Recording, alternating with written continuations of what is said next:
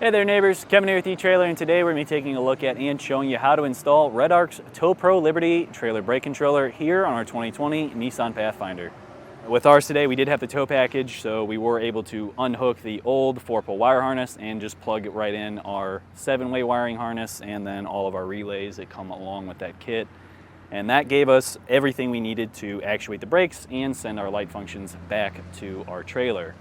So our neighbor came to us today because this is their son's vehicle and they had just recently bought a small travel trailer that's within the towing capacity of this vehicle and wanted to be able to allow their son to take it out on the road, but he needed a way to be able to not only pass his light signals back to that trailer, but also actuate the brake assemblies on it whenever he's coming to a stop.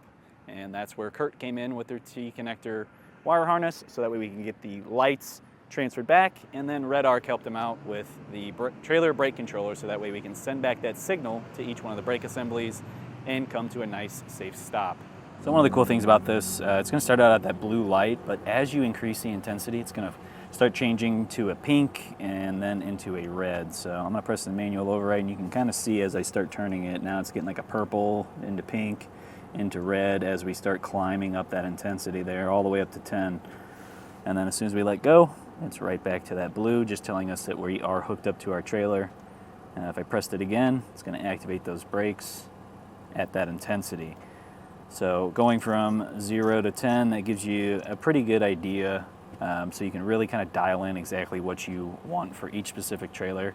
Now there isn't a memory setting like there is on some other knee knocker style ones like the P3, but I think the simplicity of the dial, the minimal space that it takes up, and just personal use, because I actually have one of these in my truck as well. It's just a really great brake controller and super easy to use. Install is fairly easy in most cases, especially in one like this where you don't have to really drill into anything, because it was all plug and play with the plug and play wire harness, and then also being able to just pop out a blank and switch over to their replacement blank that just pops right in place and you're all good to go.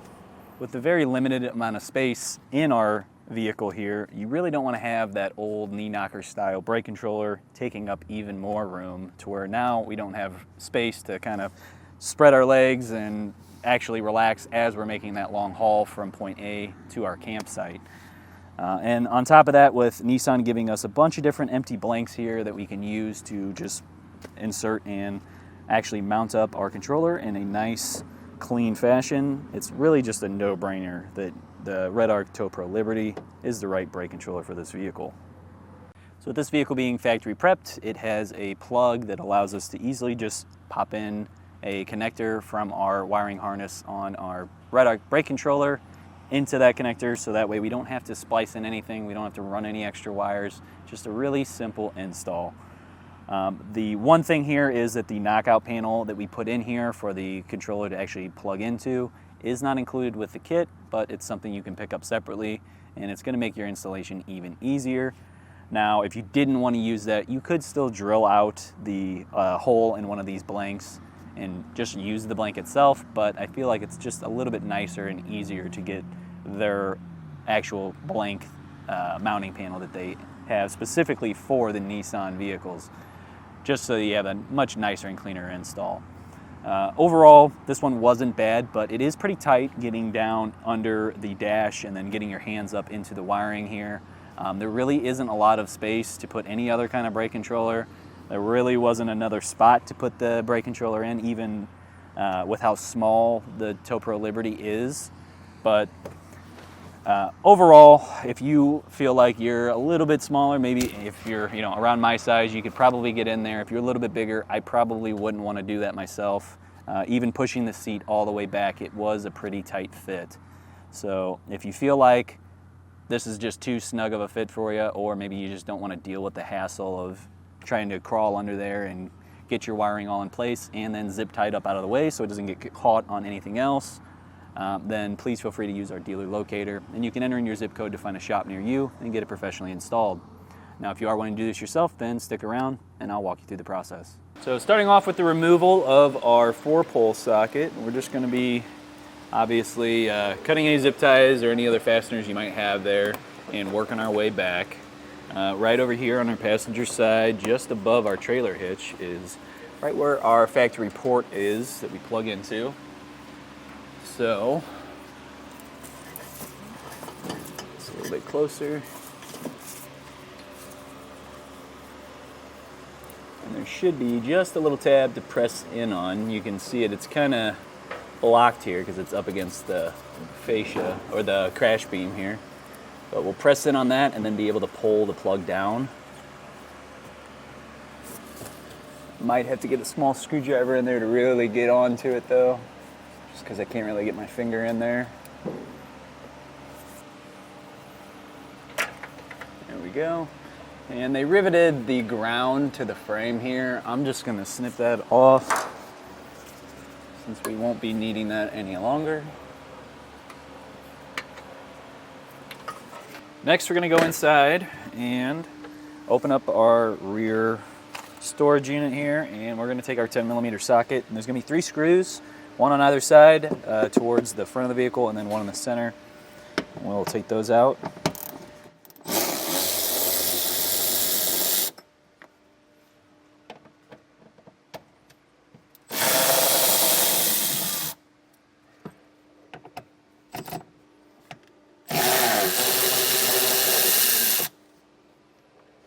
Next, we're going to pop out this little center piece here because we're going to be popping out the threshold. Our threshold out, we're just going to lift up. Usually a little bit easier if you pull from one of the sides and just start working your way across.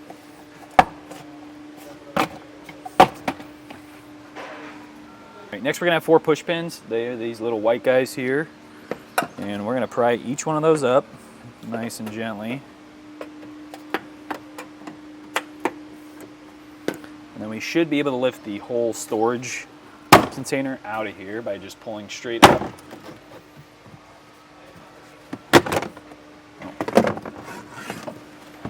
Alright. Next, we're going to be removing this piece right here, and to do so, we're going to have to pop up our cargo tie downs. Inside there is a screw. Probably could get a 10mm socket on there if you had a short well, but it's probably going to be easier just go ahead and use a Phillips. Pop that out, and then there's going to be some push pins again that we'll need to pop as well.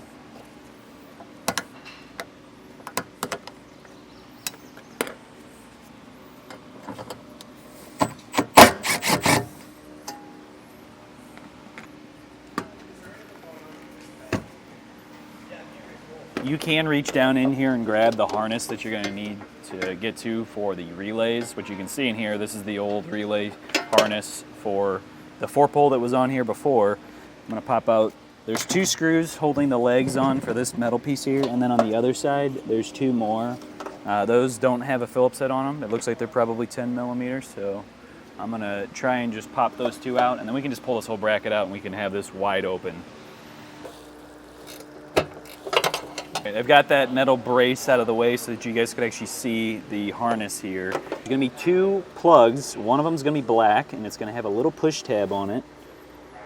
And we'll push on that little tab to pry this back out. Let me get a look in there. There we go.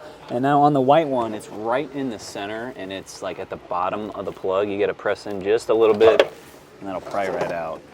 It's that right there. That's your push tab. And on the black one, it's not the big piece that's sticking out. It's this littler piece right here that you need to press in on, and that'll release it. Get our harness ready. It's going to have the same 2 style connectors, and it's going to need some relays. Now there's one with a brown cap on it, and that's going to go to the brown connector.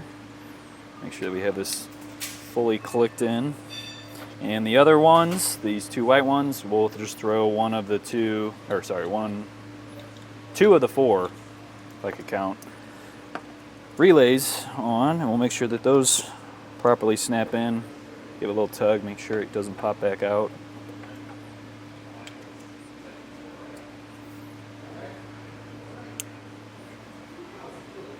And then we're going to take this little foam piece, and we're going to wrap that around the relays just because they're going to live inside the car, but they are going to not really be secured too well, so there is the chance that it could be bouncing around in here if you're going over some really bad terrain and then end up damaging the relay. Getting the backing off could be a little bit easier though. There we go. Like I said, just wrap it around there to help protect it.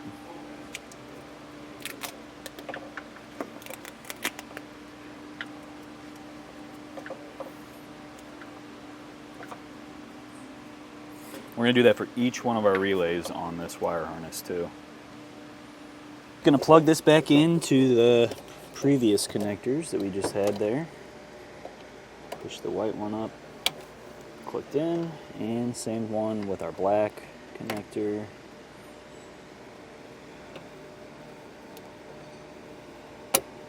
And that's clicked in as well. We're going to go right back down under the vehicle on the passenger side to where we removed our 4-pole wiring from. We're going to be plugging into not only that connector, but also the connector next to it. Before we can do so, we have to get the plug cover out. So I'm going to press down on that pad, or the little tab, and try to pry that down. I don't really give you much to hang on to here though, unfortunately. So here's that black plug I was talking about. You have to press pretty good on it. Really didn't want to kind of squeeze down enough for me to pop the plug out. But you can see the little tab right there. That's what you're going to want to be pressing on when you're looking up at it. With our new harness, we'll pop that right back in to those connectors, and they are color coded, so no confusion there. Just make sure you have them facing the right way and that you're hearing that click. Maybe give it a little tug too, just make sure it's not going to pop back out.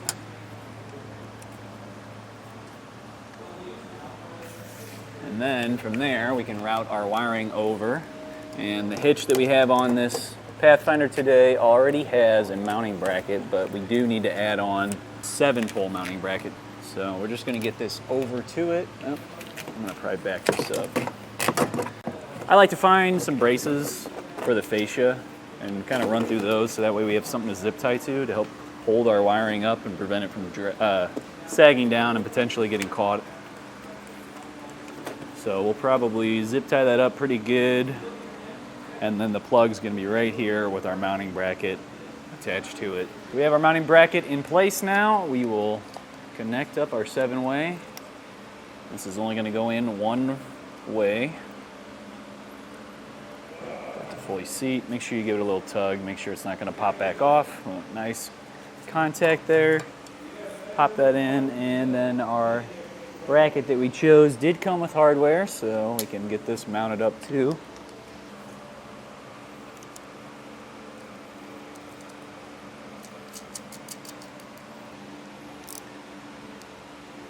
Now that we have our 7-way all hooked up back here, it is time to get to the front of the car. So I'm going to bring this back down, and we will put in the relays in our fuse box that we have located on the driver's side just behind our headlight.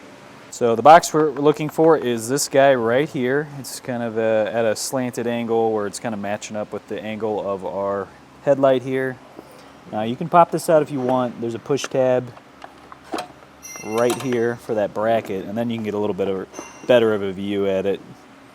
And we're going to push this tab down right here.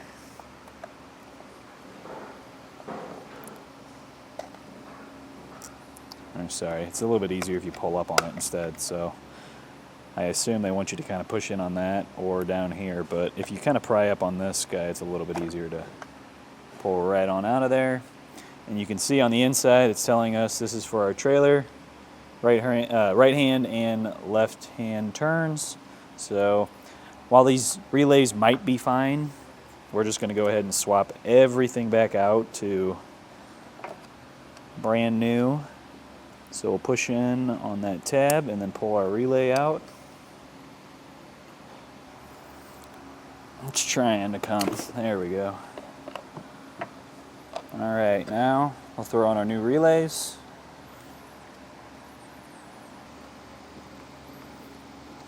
And then before we go any further,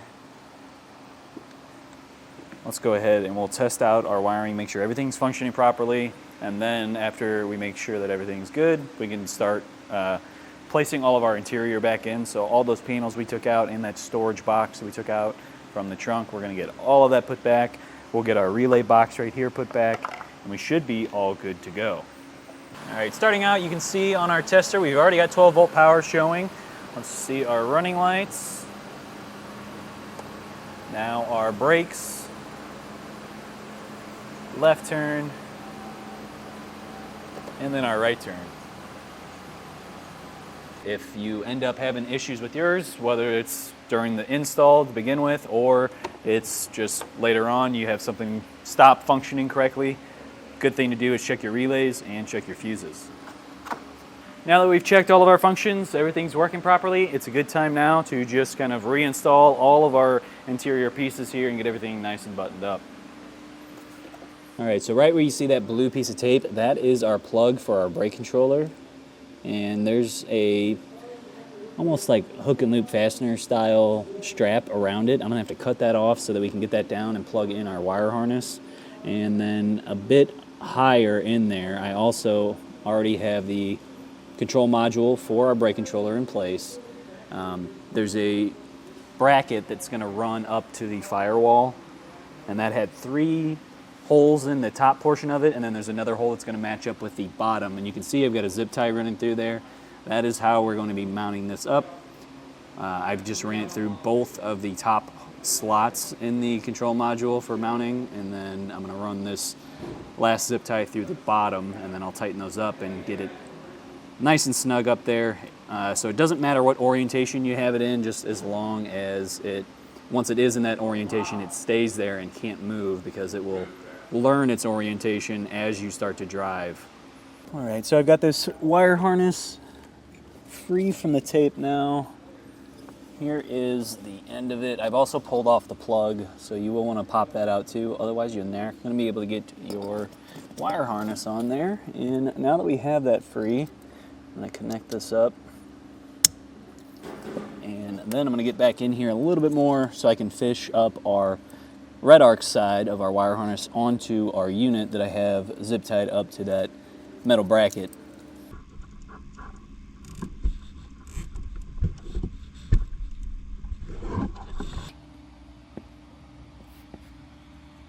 So in our case, we have a knockout, which you can easily pop out with just a little trim panel tool or even a flathead screwdriver. If you stick that in just like so and kind of force it up and then pop out, the whole block will come out. We're going to be using one of Redarc's mounts, which makes this so much easier. And I've already got the switch on there just to kind of give you a little example here of how this is going to work. If we pop our switch back off, this blank right here is going to match right up with the blank that's in our dash here. So this would just pop right in and then give us a nice spot to mount up our controller, so that way we're not having to drill through the dash and potentially have any issues with it actually fitting. Now, I've already ran my cable through that runs over to the control module. On one side, you'll have a straight connector just like this, and then on the other one, you're going to have a 90-degree bend in it. And kind of mix and match on whether you're going to be using the straight or the 90. Really just depends on your specific vehicle. In this case, with us using that blank, it's so much easier to just have this be straight and go straight into our controller and fit, because there is some plastic back behind there that could potentially block us if we did try to use that 90. And it just kind of worked out better with where I mounted up the control module to have the 90 back there. Now, unfortunately, I can't really show you how I did it, just because it's such a tight area and we couldn't really get the shot too well. But I've routed it up over the steering column, so that way it's out of the way. We don't have to worry about it getting snagged on that. I am going to zip tie up the excess that we do have back there, but I just wanted to wait until we actually had the switch in place. Then we can push this all the way in. So at this point, that's exactly what we are going to do. We'll pop in our switch, push that back a little bit, bring up our blank, and then we have our nut we're going to stick on there. And we'll tighten that down. You can get it just hand tight. They don't want it too tight here. And then what I like to do is I'll turn the dial all the way to the left, and then I'll find the 0 on my dial and have that line up with our light right at the top. You can see we've already got power to our brake controller because the light just came on here and it was showing blue. Now when we turn that up, we'll be all the way at 10, on all the way back is back at 0. So we can now just pop that into place, which you might have to fight the little tabs on the side just to get it to fully seat. The very back of this port, there was a little lip at the edge, and I took our rotary tool with a multi-purpose cutting bit and I just kind of ground that out so that way we could get the back side of our button in place. So now at this point we can pop that in, turn that probably about halfway, and now we can actually go test it out. Now once we start our car up, you're going to see it'll start flashing the lights. Typically it's going to be a flashing blue or blue and green. And then from there, as we start driving, it should learn its position and then it'll go to a solid color. So with this, you don't actually have to hook up to a trailer, but we're going to anyway. Sometimes though, this just syncs up like immediately, so you might not even really have to drive that far before it's already ready to go. We're on one side of the campus here, and all the trailers that we're going to hook up to are on the other side of the campus, so I'm going to see if I can make it over there before this syncs up, and then we can actually tow a trailer around and get it to sync with the trailer, and then also test out the brakes, make sure everything's functioning properly and that we're all good to go. So one thing I do want to mention is while this bracket is nice because it gives us a super easy spot to mount to, it only grips from the sides, so there is some up and down movement with it, so you might notice it can be a tad bit loose, but that's not going to be an issue with our button here or anything like that. It's just, unfortunately, the plastic that it's popping into isn't really enough to hold onto it super, super tight, but nothing's really wrong with that, how it is. So now we're hooked up to our trailer. Our Redarc brake controller is blinking both green and blue, telling us that it's trying to sync up. So all we need to do now is just drive around. We'll make a couple of stops, and each time we hit that stop, it's gonna start to sense what its orientation is and figure out exactly what it needs to do to make sure that we're getting proportional braking to how we are stopping with our vehicle's brakes. All right, so we did just one little loop here.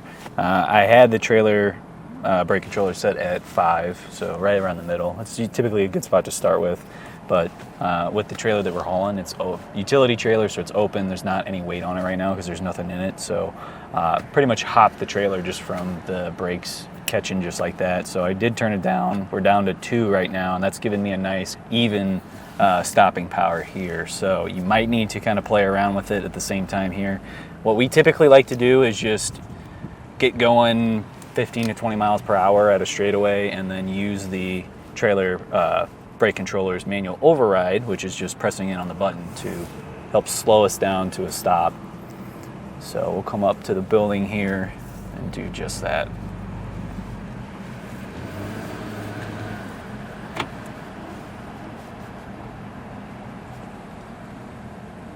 So it's slowing down. I might need to turn it up just a bit.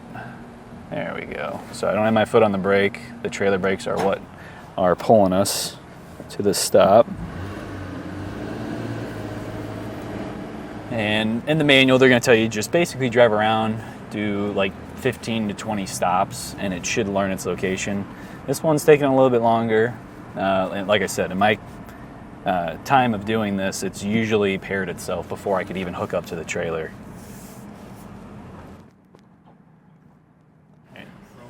So right after I just said that, 2 stops after that, it turned to solid blue. So that tells us that our brake controller is now synced. It knows its orientation, so that way it can give us proportional braking to what we're doing with our brake pedal in our vehicle. So I'm gonna go drop this trailer off, and we are done with our installation. Well, that's going to do it for our look at and installation of the Redarc Tow Pro Liberty Trailer Brake Controller here on our 2020 Nissan Pathfinder. My name's Kevin, but if you still have some questions about what's going to be the right trailer brake controller for your Pathfinder, please feel free to reach out to us via our Ask the Experts link. a comment on this video or a phone call to our customer service department, and we'd be happy to help you out on your journey.